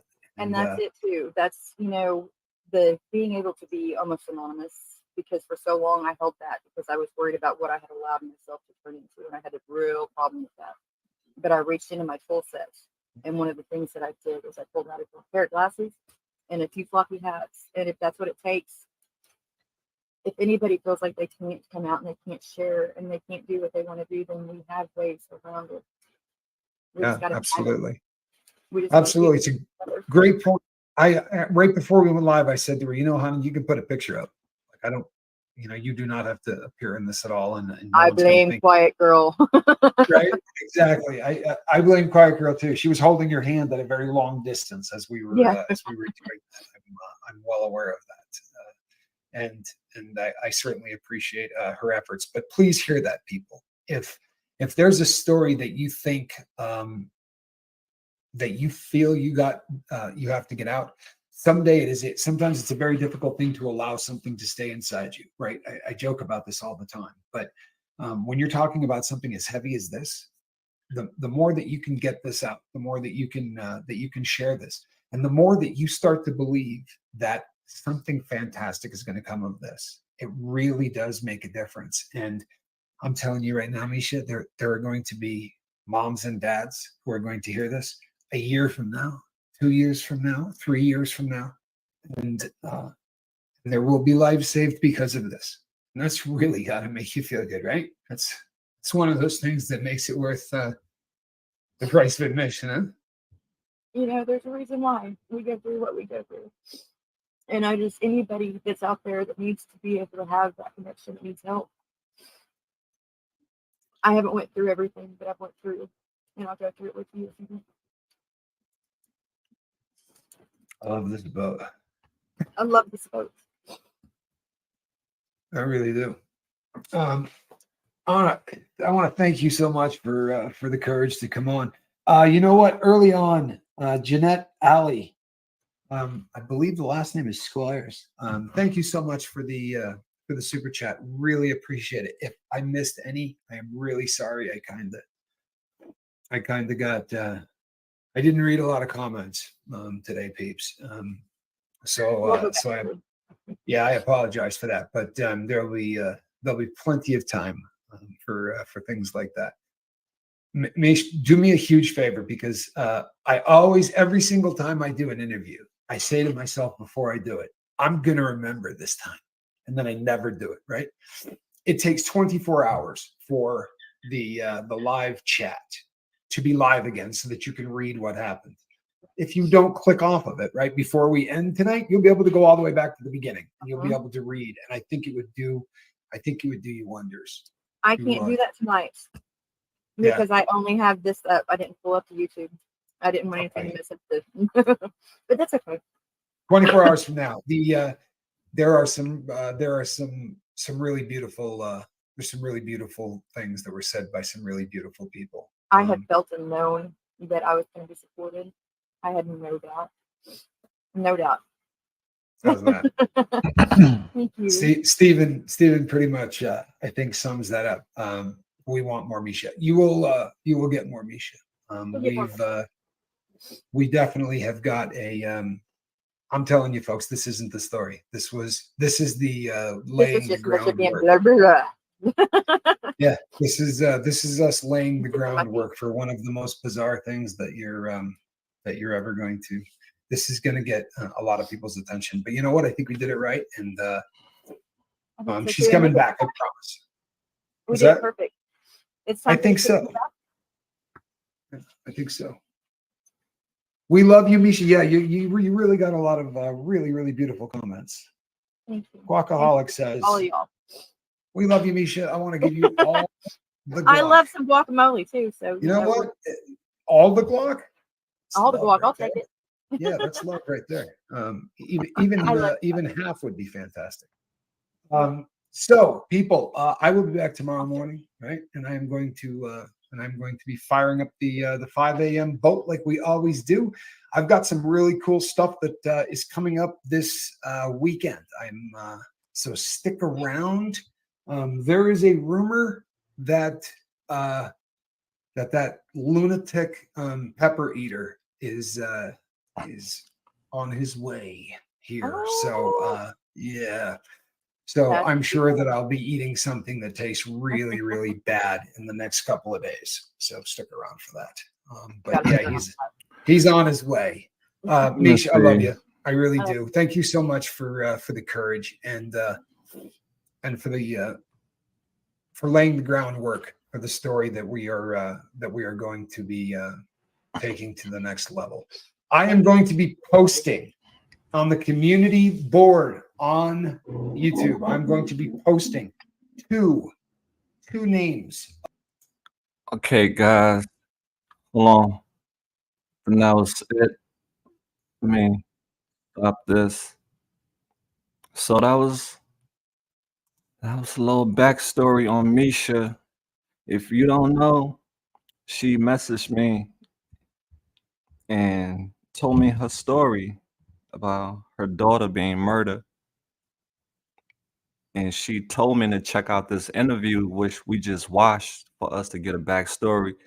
It was hard for me to hear her. I had problems with her talking, but I heard him pretty good. So maybe one day Misha will come on the AML platform and talk to us. So Misha, once again, thank you for having the courage to bring this to light. And I wish many more people will have the courage to speak up, because when we speak up, change happens. If we keep our mouth closed, nothing gets done.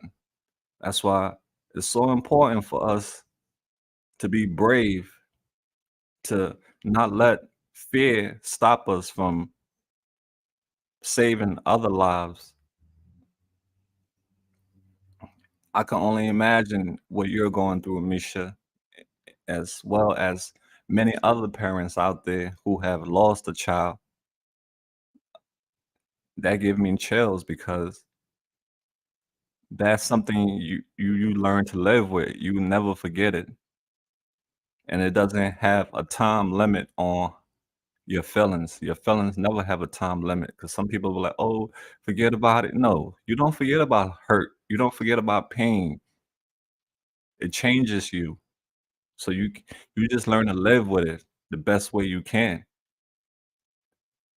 I have pain that I'm learning to live with. I will never forget it because it's one of those things that's happened already. So it can be forgotten. You can only learn to live with it. And it takes strong people to live with pain. So Misha, I'm sending a big hug to you. May your daughter rest in peace and continue fighting for justice because justice must be served.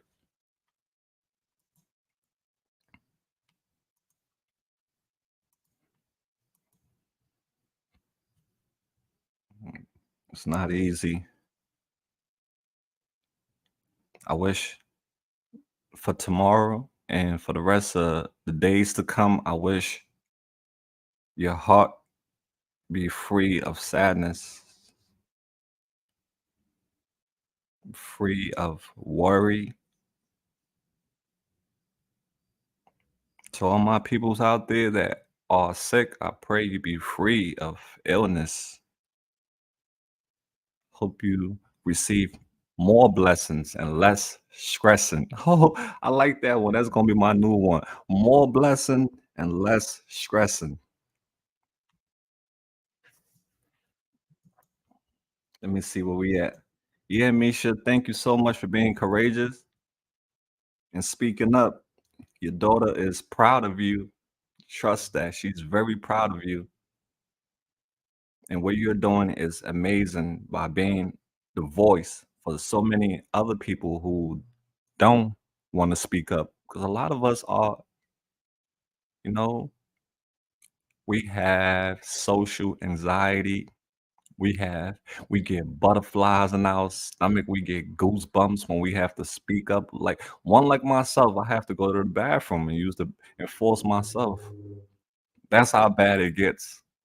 Anxiety and those things, being anxious and what comes with it.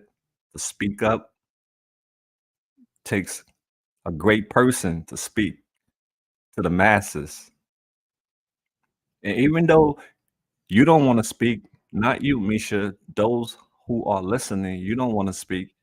That's why we're here. We're here to speak for you. I'm opening the line. I'm opening the hotline, the AML fam hotline. Drop the number right now. You can call if you're not tech savvy. Hit the line up. Call me. What's on your mind? You want to say anything to Misha? You have anything you want to talk about? What's up?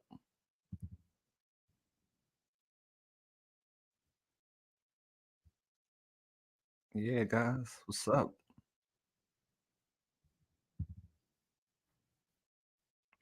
We're here to provide you some emotional support. That's what this number is for, is to provide emotional support. If you're feeling lonely, feeling stressed, anxious, or overwhelmed, call this number. Either I'll pick up or someone from the AML family will pick up and talk to you. If not, leave a message. We'll get back to you.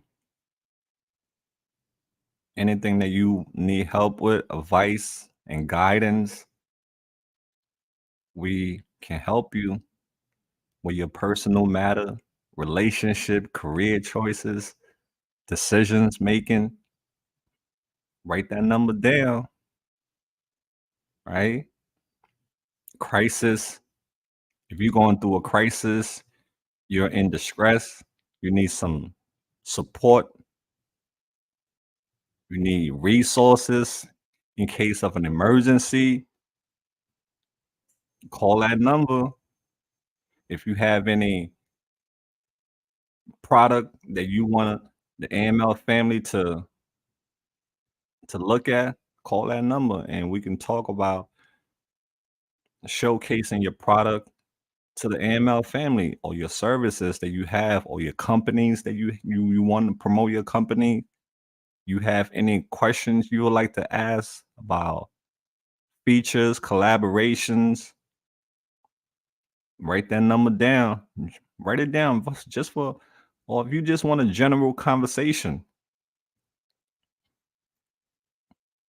you want to engage in a friendly conversation, share your story or speak, or you're seeking companionship, write that number down, all right? That's my backup number. But just don't abuse it, that's all. So you can always stay connected with me or someone in the AML family because not a lot of people are computer savvy with doing all these computer things, and technology is getting uh, more difficult these days. So keep that number in a safe place, all right? So I want to take a look at Tammy C. Tammy C sent a picture of her son. Let's check it out. Shout out Tammy C. I subscribe to your YouTube channel, Tammy. Yeah, Mal, subscribe to your channel. So that's Tammy C. Let's go down. Let me so let's see. She said, let me see the email. Tammy. She said, "Hey Mal, here are some pictures of my son. The ones with his son was when he was doing well for a few years. Thank you for all you do for the lost and the sick." Oh, so this is her son in the middle. It's handsome guy, handsome family, beautiful family. Damn, that's sad. This little baby boy missing his daddy.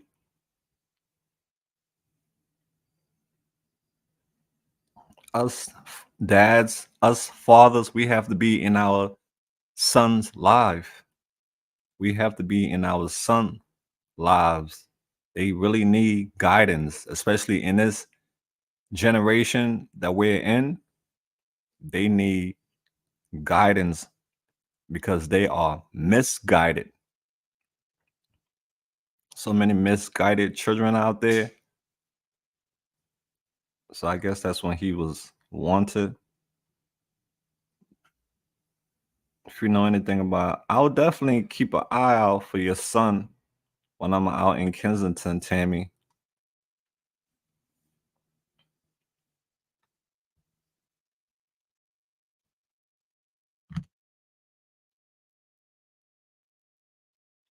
See, everybody suffers. The baby suffers, the mother suffers, the brothers, everyone suffers. Just because when one person is going through this, the whole family, even society suffers. And this is a huge issue when everyone's is affected, not just the person that's using the drugs, everyone get affected. But one thing people have to realize that addicts are not a problem to be solved, but people to be loved.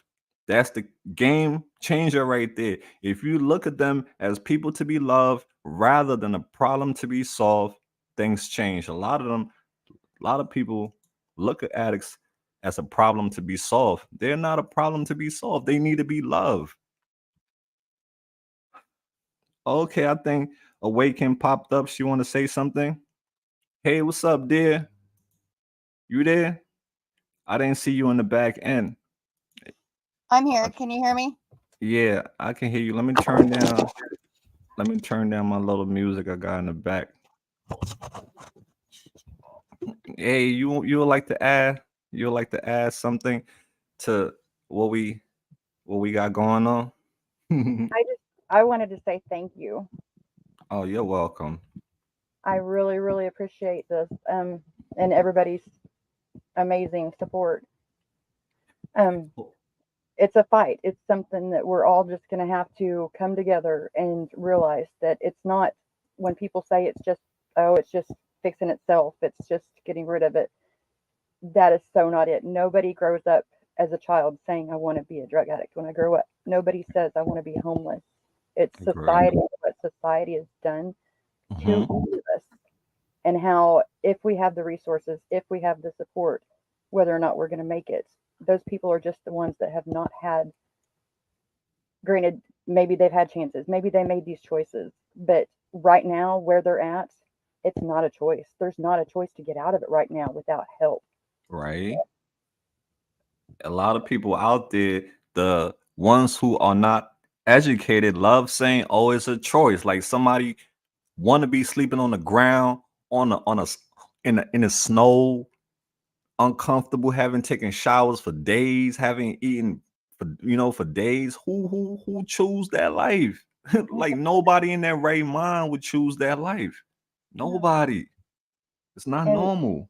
my biggest point too was saying, I waited for rock bottom for her, but her rock bottom happened so many times. She was just so strong and such a bright light that she refused to admit it. She didn't want to be a burden. She tried to do it herself, and she had faith the whole time. This was her story, this was her destiny, and it's awful. She's not having to do that anymore. She's not having to struggle anymore. And her testimony is still going to be told. Amen. Facts. Yeah, you're a very strong person for speaking up, speaking about it because that's not easy. I can feel the emotion, the tears. You have to let it out. It's all right, dear. Let it out. If you have to cry for 10 minutes, we're here to hug you, virtual hug, whatever. Let it out because it's that painful and that will never go away. You just have to live with it, right? Learn to live with it. Well, the thing is, there's a lot of things that I have to live with now that if Mm, only I would have done things a little differently, that I wouldn't have to live through like that, because at least then I could have a chance at bringing yeah. her home the right way. Mhm. Finding arrangements to bring her home was probably one of the worst things, because I could have brought her home some way, somehow I could have done it when she Yeah. was still here on this earth.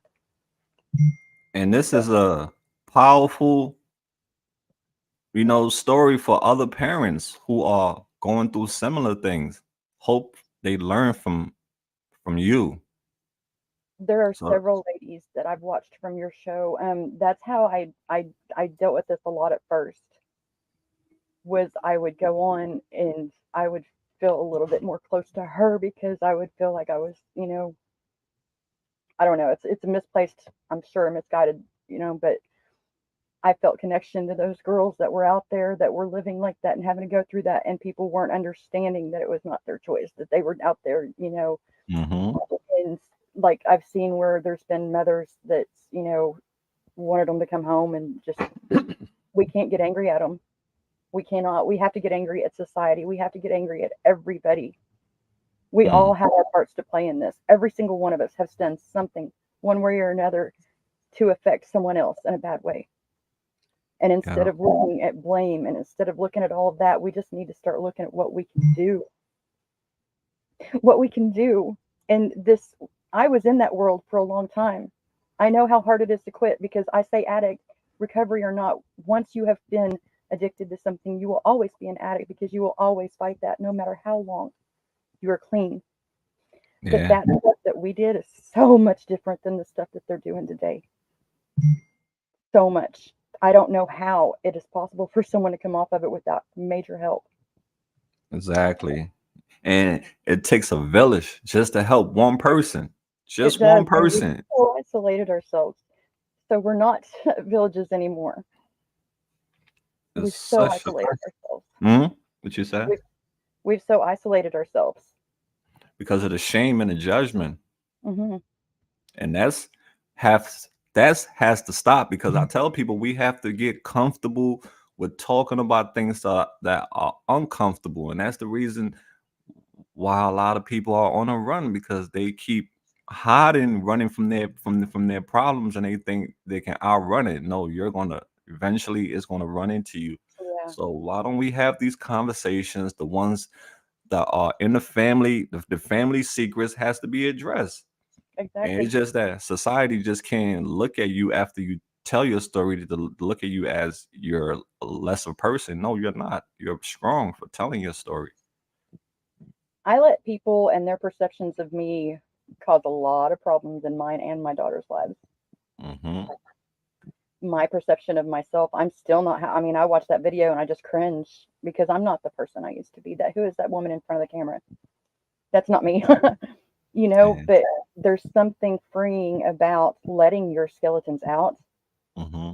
and just being who you are, because then nobody can change your perception of yourself but you. Yep.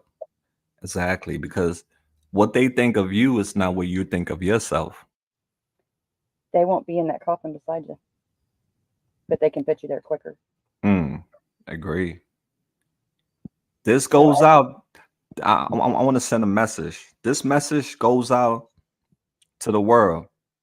It's okay if you don't understand addiction, but just don't judge those who are suffering with it until you educate yourself. Because if you don't educate yourself on this matter, you will always judge people because you don't understand what's going on. that is You just see it from the 100% outside. Huh? 100% it. I mean, we have been under attack. Our children are being pawns, and we are setting our heads in the sand and allowing it to happen and then griping because it is. What are we doing to affect this? What are we doing to fight it? That needs to be our question when we first wake up in the mornings. What am I doing? Yeah. Am I making it better or am I making it worse, adding to it? If you're not The part of go the part of the right. problem. The government has let this get out of control to the Hmm. point now they cannot maintain it anymore. So us now as people who have been involved with it or who have education experience, we have to educate people. That's the only way we'll save lives, by educating people, because it's already out of control. That's right. Is is beyond, fixing at this point. We just have to educate people now at this level. When the towers went down, that many amount of people that we lost that day, we are losing now on a daily to this. We are losing people exponentially to this. Hmm. And like you said, it's not just that person that feels that loss. It is every single person that knows them. Yeah, facts. Because you have family, you have your family love you, your kids love you. You have so many people who love you, so that they are affected also by your addiction, and Exactly. it's so selfish. You don't see that because it's selfish. It only cares about itself.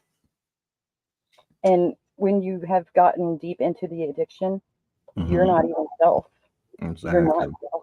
You're fighting to get back to that self, but there's no way that you can get there. That addiction, that drug, and now it's so much stronger of a drug, is going to fight you and keep you. And there is no self left. And to every single one of you that are out there that are struggling, that are dealing with this or anything, I see you. I see you, and I want to share my struggles and my victories with you. I want you to share yours with me. I want to link arms with you, and I want to be a strong voice. And I can't do it alone. You can't do it alone. You're doing amazing, and I'm so grateful for you. Teamwork So makes the dream work. that's That's right. right, That's Misha. right. Together we are powerful, and we are going to continue on this mission together, because we have to stick together as people who understand, to open other people's eyes so that way they can see the truth, because they're misguided by people who don't know. And the sad part is, I've seen people who have who are in addiction also judging people who are in addiction, and I was Isn't that like, uh that I is don't. crazy? But I will say, and this, it goes very far beyond.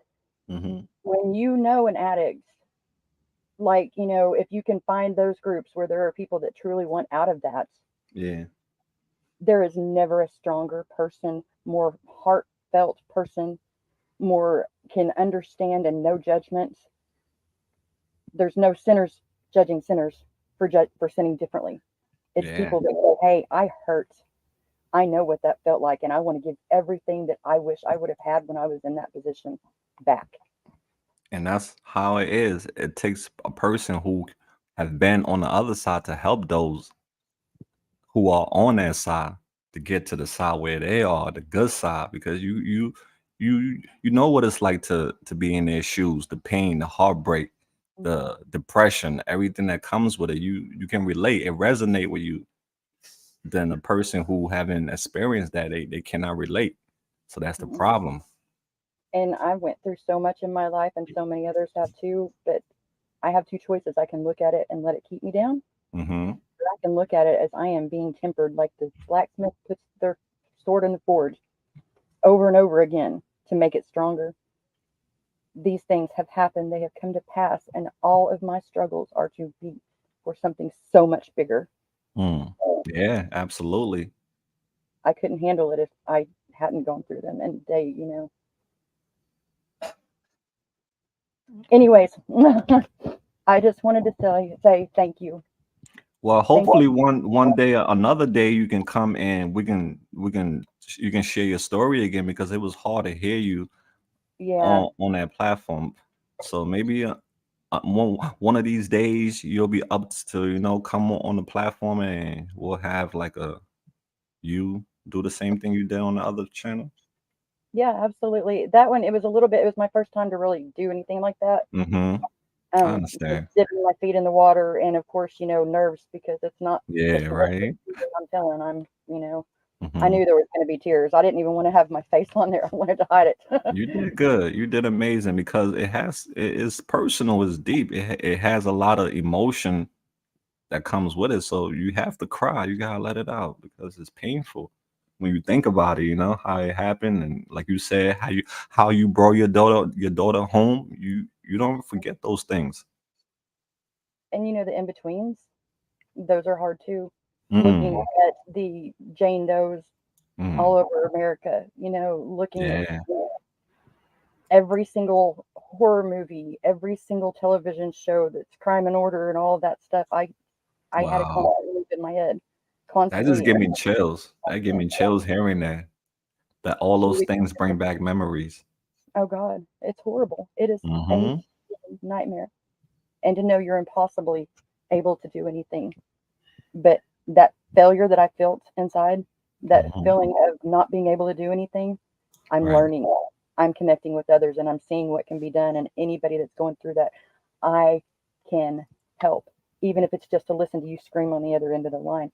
I'm willing to do that. I want to do that because there's things that we can do to save these babies and to save ourselves. There's things we can do. Don't let your Agreed. fear, don't let your fear and your powerlessness, because you're not powerless. Not a single person in this world is if you don't want to be. So, do you have your own YouTube channel? Yeah. I do. It's really small, and it's not anything like I'd wanted. I 5 years ago started putting stuff out, and I have a million and one videos that I never finish because I can start a bunch, but I can't have that follow through. Alright. But I'm gonna be updating it. I want to do something where people just call in and they can do it anonymous if they want to, us just Right. chat and share our stories that way with each other. Should, like you said, we need to connect, Yeah, to we need to have that. unite. So We that's have to that's unite. burners. But I will be definitely updating you in the boat with when things happen, because it's gonna just blow y'all's minds whenever you hear the whole everything about it, Okay. and it's gonna I make you just want to stand up and fight. I want you to know that we're here with you and that you're not alone. You have the boat family with you. You have the AML family with you, and we're gonna keep uniting and And I speaking up. feel it. I feel it. I feel the warm hugs from every single one of you guys. I feel the tears. I feel the strength, and I feel all of it. Thank you all for sharing Yes. that. Hmm. So stay strong. Have a blessed week ahead. And we're always here. You can always reach out. Write that number down too. You can always call that number whenever you feel you need someone to talk to. So you enjoy. You have any last words you want to say before we wrap up? Just going through. Yeah, you Stay breaking up strong. really Don't stay alone bad. if you don't have to. Yeah, somebody was trying to call me. Okay. I didn't have it turned off. I should have had that turned off. But just stay strong and don't be alone if you don't want to be. You don't have to be. Armor Nice. up. Oh yeah, I love that armor up. That's right. Yeah. Okay, dear. So thank you so much again, and we'll stay connected. All right. Absolutely. Y'all take All care. right. Take care. Okay. Bye. All right, AML fam. That was the end of the road. We have reached the end of the road for tonight. Let me see. Let me see what Tammy says. She said, Mal, you have no idea how much this means to me. You're welcome, Tammy. You're so welcome. I'll definitely be out there looking for your son, and I'll show his pictures around to people in the area if they have seen him. And hopefully we can bring your son home safe. Because as a mom, I know how I'm not a mom, but I'm just saying, as a mom, I have a mom, and I know us boys, guys, we our mom and boy. So I know how you feel. AML family, it's time for us to take flight. I've been having like these headaches for like the past couple days. Have anyone been experiencing headaches? I've been having a lot of headaches. I don't know what's going on, but they just be coming and going. And I never had headaches before, so I don't know what's up with that, fam. But if you've been having headaches and stuff too, I pray you heal from it. I don't know what's going on. Hope we be okay. Where is the title page? Let me see. Miss R, where is the title page? Oh yeah, before I wrap up, I have to make one important announcement. I I did something and I kind of like got ahead of myself doing this. I didn't realize how it was going to be until I started doing it. The merch. All right. So I realized that me telling my Patreons that I'm going to give them merch every month, that kind of like I kind of like went overboard because when I started doing it recently, I found out, it's too much for me. So what I could do is every month I can pick two people, randomly pick two people to send merch to because I cannot send it for everyone because some people live in Canada. I sent something to Canada, that thing cost me like $50 something. So I'm like, whoa. So I kind of got like ahead of myself. I'm gonna send what I'm supposed to send out to the people who originally I was supposed to send things for. Some people have already gotten their stuff, but moving forward, it's gonna be two people I pick randomly every month to send stuff for. So it might be you, it might be our sister, it might be our brother, but that's just that way it takes the pressure off of me because I want to go do it. And I'm like, damn, Mal, you don't put yourself in some hot water. So I hope y'all understand. I would do randomly pick two people every month. That one I can maintain. The other one, that was not being realistic. Because when I went to the post office, I started adding everything up, the materials and everything. It was like, it was cheating myself, honestly. I love you guys, but at the same time, I'm not Hugh Hefner. Not to say I'm a playboy. I'm not. I don't got the bread like that. So I hope y'all understand. Oh, the new PO box. Sure, sure. Here's the address. Here's the address for the new PO box.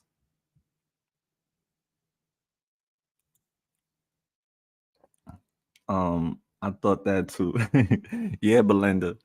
But some of y'all, I'm gonna always bless y'all no matter what. All right. But moving forward, it's gonna be two people I pick randomly. Yeah, I went and I got ahead of myself. Anybody else? Anybody want to add anything else before we shut down? You're welcome, Miss R. Well, I appreciate everyone hanging out with me tonight. Shout out to Misha for sharing her story. Shout out to Daniel King for the collaboration. Shout out to Joe Cox for the pizza collaboration. Shout out to the AML family for their love. Continue to pray for Maya. Continue to pray for Myra. Continue to pray for Kathleen. Pray for Nora. Pray for all our brothers and sisters who are struggling. Pray for the ones who are doing well. All right.